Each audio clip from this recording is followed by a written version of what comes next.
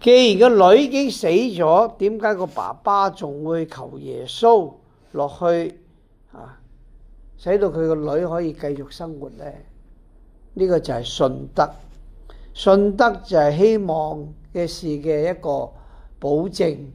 未見嘅事使到我哋都能夠確信係會發生，因為我哋真正咁希望從主嗰度得到我哋所需要嘅恩寵同助佑。呢份嘅信德使到我哋可以克服一切。所以呢兩個人，呢個會堂嘅首長同埋呢個患血漏病嘅女人，同樣都深信信德會救到佢，所以佢兩個同樣得到佢哋所相信嘅後果。但喺信德之中，耶穌要人喺安靜裏邊去期盼，所以佢將嗰啲亂哄哄嘅人趕出去，因為佢哋唔相信。所以讓我哋從今日嘅聖經嘅故事或者呢個